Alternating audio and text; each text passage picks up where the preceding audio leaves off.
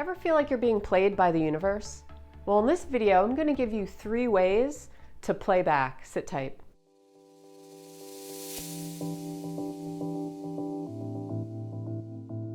Feeling betrayed, not only by other people, but by the universe. Welcome back to another video. My name is Jen.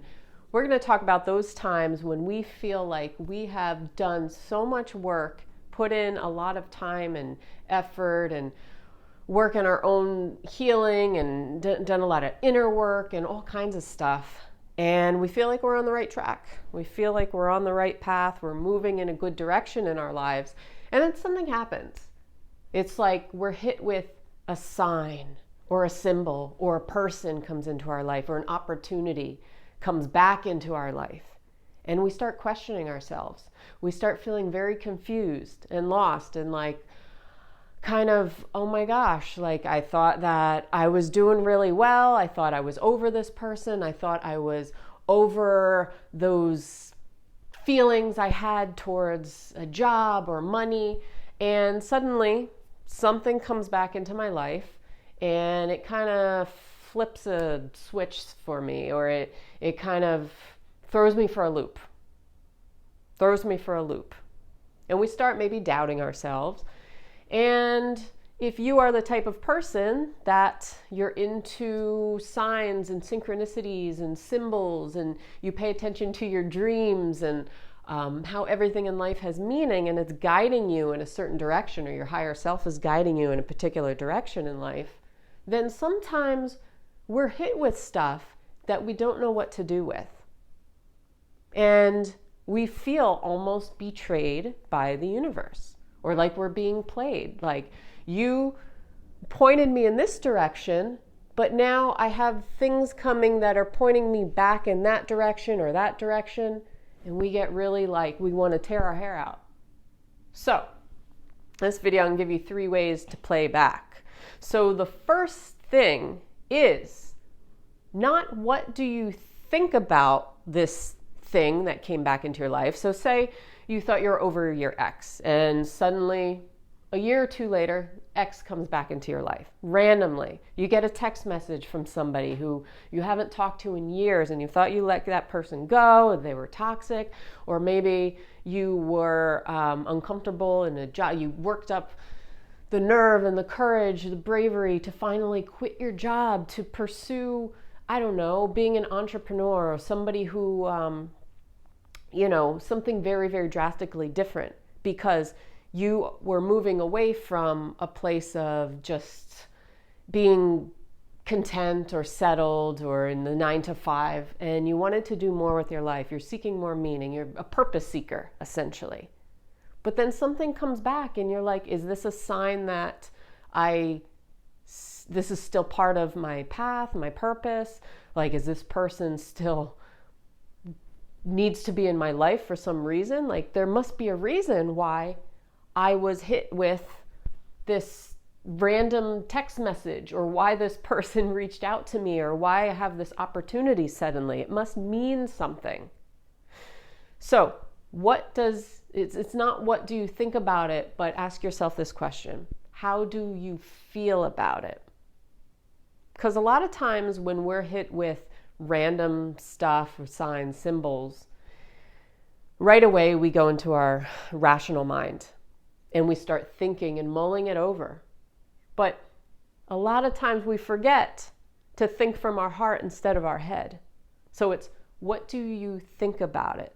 So when we feel betrayed by anybody or by the universe, what it is, it's a misalignment of the mind and the heart. So to have full trust in somebody, say in a relationship, or trust in whichever direction you're going in your life, trust in the universe, then the mind and the heart have to be aligned. So sometimes we're being tested and we don't even know it. And maybe the test is to bring up some random thing back into your life to show you that you're still attached in some way to something from your past, still attached to this person or this job or this thing or the emotion that you have with it. So how do you feel about it, not how do you think about it. Right away, we jump into our heads. Number 2 is we can always say no. I'll use an example. This morning, or right before I was about to do this video, suddenly the neighbor decides to turn on like their leaf blower, and it's loud as hell. And I'm like, crap, is that a sign that I shouldn't put this video out? Maybe, maybe not. But guess what? I have free will, and I can choose to go against maybe the sign of the universe. Is it for my highest good? Maybe, maybe not.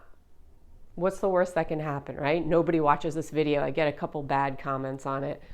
Whatever. I choose to do it. So, just because an ex comes back into your life doesn't mean that they're supposed to be in your life. Just because somebody offers you a job opportunity doesn't mean you have to take it. Just because the universe gives you some sort of random sign doesn't always mean that you have to take it at face value. You have free will, so you can choose. And what happens, I'll go into number 3, is if you can shift your perspective to everything that you do, every choice, no matter what choice you make, whether you go back with your ex, whether you go back into that old job, whether you go back to old ways, it's for your highest good. Now, I know that's going to sound like, Jen, that's what everybody says, but is it really in my highest good to go back with this toxic person, to be friends with this toxic person? Yes. And do you want to know why? Because it means the fact that you chose doesn't mean, it means that you have not gotten over that attachment yet. And it's teaching you something. So, any choice that you make is either guidance that this is the direction you need to go in, or it's guidance that you still have things that you need to release in your life, that you're still attaching to old traumas, old ways that you think you have gotten over. The mind thinks it has gotten over and thinks that it is on this new beautiful path that you've laid out and that everything is fine and dandy. But sometimes our choices are choices that we need to make to learn how to release stuff. Because if we didn't make those wrong choices that will seemingly look wrong, say we go back to like an abusive ex or something like that, if we didn't do that, we would never know that we released that. Because it's only on the superficial. We're just kind of like denying those feelings that are still lingering within us, that are still suppressed. So by choosing to go back to something that is toxic, we learn faster to get over it faster so that we can be on that beautiful path. So I hope that made sense, but it's the difference again between the mind and the heart being in complete alignment. And sometimes when we think we've gotten over somebody or we think we've actually changed our ways, we haven't completely. There's still stuff in there lingering. There's still lessons that we need to learn to open up that path to something better for ourselves. And sometimes it's sticky and sometimes it's not great. It's hurtful. It's emotional, it's traumatic all over again. But if you shift the perspective and you realize, okay, I needed to go through this to get to that place, because if I just go forward with where I'm going, I may not be completely ready for it. I think I'm ready for it. I think I'm ready for it, but I'm not ready for it here and here. Okay? So I may go down that road and discover that I can't cope with it or something like that, or old things pop up at inopportune times. So everything you do in your life, there's no wrong choices, okay? There's choices that we feel are less than stellar, but that's because we have an emotional attachment to them. That's because our mind is saying, I don't want to be that way anymore. I don't want to be that way, because it's associating it with pain, with trauma, with stuff that doesn't feel good. So it's all how you feel. So anyway, if you're feeling betrayed and you're feeling played by the universe, realize that that's just a disconnect between the mind and the heart. And it's okay, but realize you do have a choice to say no when things pop up. So if somebody comes back into your life, you can set your boundaries. You don't have to take it all at face value all the time. Realize that even if you do go back to that person, that the universe or your higher self, whoever, will redirect you in life.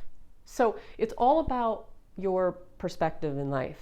So if you go through life walking on eggshells, thinking that every little sign and symbol, it's either I go this way and this is the right way, or this way and this is a bad omen for the rest of my life, a black cloud over my head. This is thinking from a point of separation, polarity, okay? This is still thinking from a place of polarity. And right there is giving you a signal that the heart and the mind are not only coordinated, but you may not be farther along than your mind thinks you are in healing process and stuff like that. Because thinking from points of separation, good versus bad. Well, that's all programming still, and that's all coming from the mind, right? But it's not coming from who you really are as a whole unit, as somebody who is corresponding with the universe, trying to be connected to the universe, trying to follow guidance from the universe. Anyway, I hope this was helpful. Let me know in the comments below. I put out new videos every single week, so hit that subscribe button, hit that little notification bell when a new video goes up, and I will talk to you on the next video. So have a good one. Peace.